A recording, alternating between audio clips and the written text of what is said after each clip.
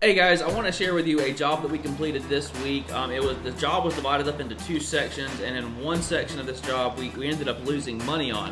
It was no fault of our crew at all. It was 100% my fault in the way I bid it, inefficiencies that were a result of some decisions that I made. But what I want to do in this video is I want to share those inefficiencies, the things that I did wrong in this job, so maybe you don't make the same mistake and you can take some of these points and maybe look out for these types of things when you're doing a similar job. So this was a sod project, and the project was going to be divided up into two sections, meaning that the later end of the week was going to be the sod installation, but the front half of the week we were going to do a lawn top dressing. Now I've gotten pretty efficient at these top dressings by taking the sand and the compost and then putting it all out on the lawn, but there were a few things that lined up on this section of the job, the top dressing, that caused us to really work for a day and not make any money, and I want to share those things with you.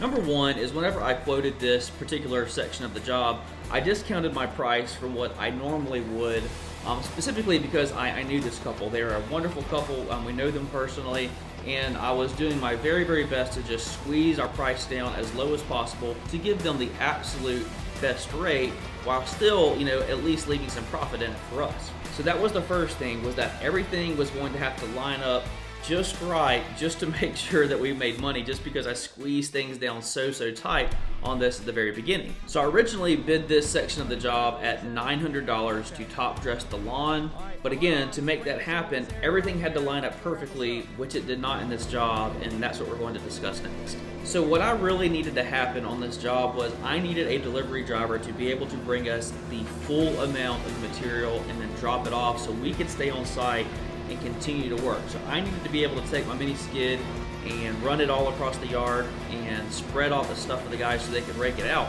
But what happened was I was unable to secure a delivery driver, and I actually had to take my dump trailer and leave the job multiple times to go and source the materials and then get them back to the job site. So what happened was we ended up with about 3 trailer loads just on this one section of the lawn, meaning that I had to leave this job 3 times, okay? And every time that I had to go get in my truck and then leave the job site to go get the material, there's non-billable hours happening. It's drive time. So the guys that were with me that day, they're not working at this time. They're just riding in the truck, or they're on the job site taking a break. And then, we get back there, and then it's just start the whole process over again. So those trips right there really threw a wrench in things, because again, if you remember, I tried to get those margins as razor thin as possible. Well, now my delivery driver didn't come through, and now I'm having to leave the job site, so you can see how this is kind of stacking up. So in essence, what happened on the top dressing portion of the project was the labor that was supposed to take about 2 hours to get this done ended up taking almost 6 for the day, because we were having to leave so often and then go to the supply yard and then come back. It was very inefficient. So again, if you remember, I quoted $900 for this section of the project. The materials cost was a little over $400. Then I had $300 in labor just to the guys for working that day. This is not accounting any of the overhead, such as like gas, fuel, all that stuff. Like, it doesn't even account for me working on the job either. So when it was all said and done, like this day that took us over 6 hours to do, ended up making like barely $100 on this portion of the job. And I think to myself, oh my gosh, like how many lawns could we have went and cut in 6 hours? Like, I personally could probably go cut about 12 or 15 lawns in 6 hours and make $600, in a day. So I want to drive home a point. Number one was I bid too low because I personally knew this couple, and I'm okay with that. I really am. And even though we didn't make money on this section of the job, we really did make up for it on the back end with the sod portion.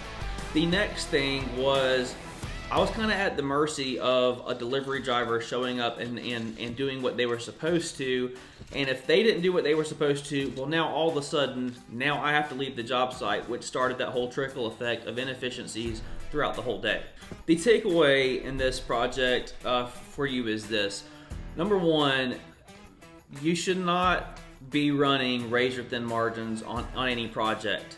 And if you are, you need to be fully aware of what you're doing. If you have this feeling that everything has to line up just right for me to make money on a project, that's kind of a red flag. So unless you really feel good about giving somebody that a price break, I would just say make sure you stick to your prices, because if you have these little bumps that happen along the way, you can end up working for an entire day and not making hardly any money. Number 2 is really think through the logistics of the job. Like, who needs to be where? Like, what delivery drivers do you need? Does it make sense to send an employee to go pick up material so you can stay? Think your way through those parts of the job before you actually get on site. If you're on site and you're kind of thinking your way through things, a lot of the times it's really not as efficient as if you had sat down and kind of thought about, okay, this is exactly what needs to happen during this day for things to go as efficient as possible. And number 3, this is just a reminder to drive out as much non-billable time in your day as possible, whether it's getting loaded up in the morning, whether it is taking trips to the gas station, whether it is figuring out who's going to pick up the material so there's not as much drive time. Really think through those non-billable hours. Now, there is a happy ending to this project, because on the back end, when we did the sod project, we did make good money on that portion of it. But what happened was, if you take that all together, what should have been a very profitable sod project, it was diminished because we went and worked for another day basically for free. And I want to re-emphasize the point that this is nobody's fault other than mine. And again, I'm not upset about it. I'm wanting to create a learning moment for everybody. So at the end of the day, the homeowner was extremely pleased with the job that we did. The job turned out fantastic. We ended up making good money overall on the project. But if you look back at this portion of the project, this is a perfect opportunity for us just to sit down and just learn. Guys, if you made it this far and you have not hit the like button, what are you doing, man? Hit the like button, help a brother out. Y'all take care.